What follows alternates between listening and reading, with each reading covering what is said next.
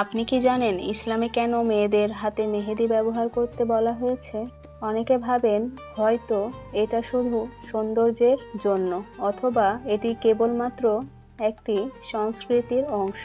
কিন্তু আসল সত্য হলো এটি রাসূলুল্লাহ সাল্লাল্লাহু আলাইহি ওয়াসাল্লামের নির্দেশ এবং এর পেছনে আছে গভীর জ্ঞান ও হিকমত। আসসালামু আলাইকুম। আজ আমরা জানব রাসূলুল্লাহ সাল্লাল্লাহু আলাইহি ওয়াসাল্লামের জীবনের কিছু ঘটনা সহিহ হাদিসের আলোকে। হিন্দ বিনতে উতবাহ রাদিয়াল্লাহু আনহা ইসলামের ইতিহাসে এক সাহসী নারী। তিনি নবী সাল্লাল্লাহু আলাইহি ওয়াসাল্লামের কাছে এসে ইসলাম গ্রহণের জন্য বায়াত করতে চাইলেন। তিনি হাত বাড়ালেন। রাসূলুল্লাহ সাল্লাল্লাহু আলাইহি ওয়াসাল্লাম তখন তার হাতের দিকে তাকিয়ে বললেন, আমি তোমার সঙ্গে বায়াত করব না যতক্ষণ না তুমি তোমার হাতের চেহারা পরিবর্তন করো। তোমার হাত যেন হিংস্র প্রাণীর পায়ের মতো। এক মুহূর্তের জন্য সবাই নীরব হয়ে গেল। কেন এই কথা বললেন নবী সাল্লাল্লাহু আলাইহি ওয়াসাল্লাম? আসলে তখনকার দিনে অনেক নারী মেহেদি ব্যবহার করতেন না।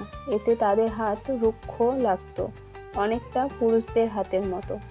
রাসূলুল্লাহ সাল্লাল্লাহু আলাইহি ওয়াসাল্লাম নারীর হাতে নারীত্বের কোমলতা বজায় রাখার জন্য মেহেদি ব্যবহার করার নির্দেশ দিলেন।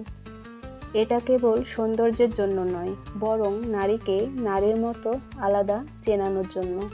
অন্য একদিন এক মহিলা নবী হযরত মুহাম্মদ সাল্লাল্লাহু আলাইহি ওয়াসাল্লাম এর কাছে এলেন। তিনি পর্দার আড়াল থেকে হাতে লেখা একটি কাগজ বাড়িয়ে দিলেন। নবী সাল্লাল্লাহু আলাইহি ওয়াসাল্লাম কাগজটি হাতে নিলেন, কিন্তু থমকে গেলেন। তিনি বললেন, আমি বুঝতেই পারছি না, এটি পুরুষের হাত নাকি নারীর হাত? মহিলা বললেন, না, আমি একজন নারী। তখন রাসূলুল্লাহ সাল্লাল্লাহু আলাইহি ওয়াসাল্লাম বললেন, যদি তুমি নারী হও তবে তোমার নখের রং পরিবর্তন করো। এখানে সরাসরি নির্দেশ দেওয়া হলো নারীর হাত যেন পুরুষের মতো না হয়, তার আলাদা পরিচয় যেন বজায় থাকে। আর সেই পরিচয় প্রকাশের অন্যতম হালাল মাধ্যম হলো মেহেদি।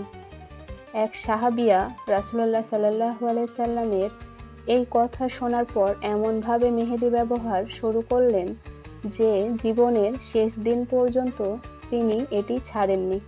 বলা হয় তিনি ৮০ বছর বয়সেও মেহেদি ব্যবহার করতেন। কেন?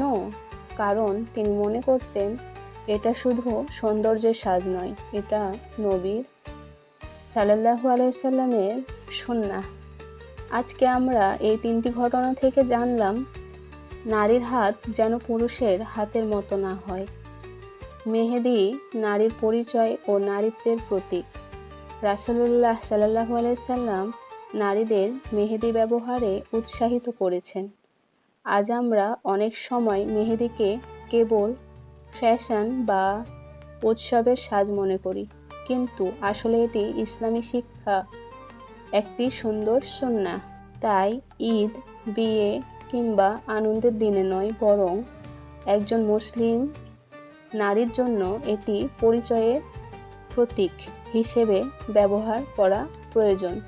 তাহলে বোঝা গেল মেহেদি শুধু সাজসজ্জা নয়, বরং ইসলামী পরিচয়, হায়া আর নারীত্ব রক্ষার একটি সুন্দর সুন্নাহ।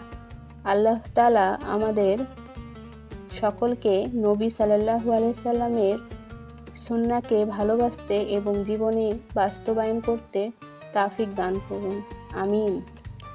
আজকের এই গল্পটি আপনাদের কেমন লাগলো এবং আমার করা মেহেদি ডিজাইনটি কেমন হয়েছে তা আপনারা কমেন্টস বক্সে জানাইতে ভুলবেন না।